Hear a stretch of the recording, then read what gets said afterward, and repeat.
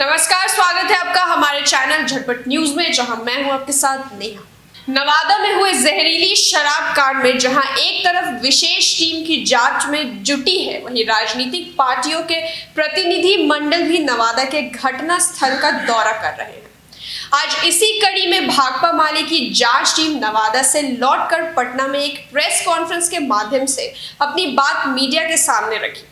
जांच टीम का नेतृत्व कर रहे भाकपा माले के विधायक रामबली सिंह यादव ने इस शराब कांड के पीछे प्रशासनिक लापरवाही को सबसे बड़ा कारण बताया।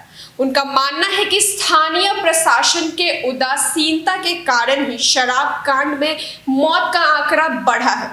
आइए सुनते हैं और क्या कुछ कहा है माले विधायक ने। नागेंद्र शर्मा वो थे और भोला राम और इसके साथ जो स्थानीय हमारे कार्यकर्ता थे वो मौजूद थे। तो अभी 17 मौतें हुई है ये जहरीली शराब से। उन सबके परिजनों से हम लोगों ने मुलाकात किया। 8 व्यक्ति जीवन और मौत से जूझ रहे हैं। यही पटना के ब्लू डायमंड हॉस्पिटल है कंकड़बाग में, वो जहाँ भर्ती है। तो उनके परिजनों से भी हम लोगों ने मुलाकात किया और कुल मिलाकर के हम लोगों ने जो देखा कि ये जो मौतें हुई है वो सबसे ज़्यादा जो नीतीश बाबू के जो शराबबंदी का जो कड़ा कानून है और पुलिस संबंधी जो कड़ा कानून है, ज़्यादातर मौतें उसके वजह से हुई। चूँकि लोगों ने बताया कि शराब पीने के बाद जब 30 तारीख के कुछ लोग 31 तारीख को शराब पिए और 1 तारीख को उनको पता चला कि वो शराब में कोई जहर था, जिससे आँख की रोशनी चली जा रही थी, शरीर काला पड़ रहा था। तो लोग सबसे पहले तो डरे कि अगर अस्पताल ले जाएंगे तो पूरे परिवार फंस जाएंगे। फिर अस्पताल में जाने के बाद डॉक्टरों ने भी सलाह दिया, मौत हो जाने के बाद भी सलाह दिया कि घर ले जाइए, लाश जला दीजिए, नहीं तो ये शराब पी करके मरा है, आप पर मुकदमा हो जाएगी। तो इस खौफ से बहुत सारे लोग समय पर इलाज नहीं करा पाए। डॉक्टर ने भी इलाज समय पर नहीं कराया, यहाँ तक कि मरने के बाद पुलिस वाले घर जाकर के जबरदस्ती दस्तखत करवाए। और गोपाल शर्मा की मौत हुई थी सिरसा में, उन लोगों ने कहा कि जबरदस्ती पुलिस आई, लाश जला देने के बाद भी कि लिख दीजिए कि मौत हार्ट अटैक से हुआ है। ये खौफ था। हम लोग जब गांव में गए बुधौल तो देखे कि भूषण राजवंशी की मौत हुई थी। उनके घर के बाहर में 2 पुलिस अफसर बैठा हुआ था। वो हम लोगों से तो कुछ नहीं बोला, लेकिन जाने के बाद उनकी बेटी बोल रही है कि ना शराब से मौत नहीं हुई है, टेंशन में थे हमारे पिताजी और बीमार थे, इसके चलते मौत हुई है। बताने की स्थिति में लोग नहीं है। से सबसे बड़ा कारण इनका जो कठोर शराबबंदी का कानून है और कड़ा पुलिस का कानून है, ये सबसे पहला कारण है। ये जो गांव है, जिस गांव के लोग मरे हैं, बुधौल, गेंदापुर है, खरीदी बिघा है, ये गांव जो जिला समाहरणालय है, जहां डीएम एसपी का कार्यालय है, उसके ठीक पीछे का वो मोहल्ला है। कोई देहात में गांव नहीं है। उसके अलावा न्यू एरिया में मरे हैं लोग, शहर में मरे हैं।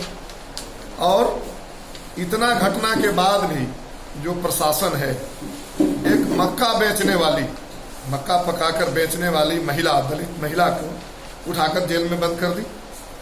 एक विकास मिश्रा नाम के चौकीदार को सस्पेंड कर दी। तो डीएम एसपी के ठीक पीछे में इतनी बड़ी घटना हुई है और उसका जिम्मेवार एक साधारण चौकीदार को बनाकर एक मक्का बेचने वाली महिला को जेल में डालकर वो अभी भी सरकार रफा दफा करना चाहती है और अभी भी सरकार या प्रशासन इस पर पर्दा डालना चाहती है। तो ये पूरी बिहारी समाज इससे पीड़ित होगा, पूरे बिहारी समाज इससे प्रभावित होगा।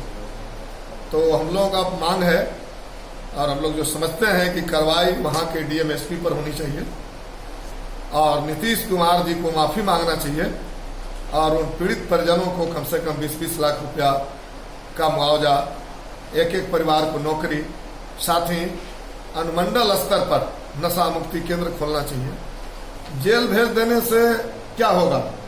अगर कोई शराब पी रहा है उसको सरकार जेल भेज दे रही है, तो उससे जो रोजी रोटी चलता था उनके परिवार के, उनके जो बच्चे पढ़ते थे, वो जब सड़क पर आ जाते हैं तो परिवार वाले भी अपने घर के शराबी के विषय में पुलिस को नहीं बताना चाहते। लेकिन जब अगर ये व्यवस्था हो जाए हमारे यहाँ कि अगर शराबी जेल जाता है तो उनके परिवार, उनके बाल बच्चों को देख रेख सरकार करेगी, तो निश्चित रूप से उनके परिवार वाले लोग शराबियों को पकड़ पकड़ कर दे देंगे।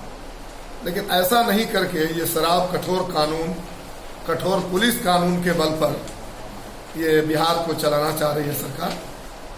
तो हम लोग 17 मृतक के परिजनों से हम लोगों ने मुलाकात किया और वो सबका नाम हम लोगों ने सूचीबद्ध किया है, हमने देखा है।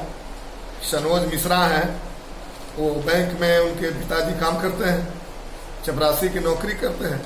उन्होंने कहा कि जब बेटा शराब पी करके आया तो हम लोग रात में उससे बात तक नहीं किए, शराब पिए हुए हैं, और सुबह वो सोया हुआ था, हम उठ करके चले गए ड्यूटी। लेकिन ये हम नहीं समझ रहे थे कि वो कोई जहरीली शराब है। जब उसकी हालत बिगड़ी तो महिलाएं अस्पताल ले गई और डॉक्टर ने कहा कि भाई अस्पताल में इलाज मत कराइए, उनके पुर्जी पर लिखा हुआ है शराब, जो सदर अस्पताल की पुर्जी है। लेकिन पुलिस उनके घर जाकर जबरदस्ती लिखवाई है कि हार्ट अटैक से मौत हुई। इसी तरह से गोपाल शर्मा है, गोपाल शर्मा इलाज कराए हैं, वो पुर्जी पर शराब लिखा हुआ है, लेकिन पुलिस जाकर के लिखवाई है कि जो इनकी मौत हुई है वो हार्ट अटैक से।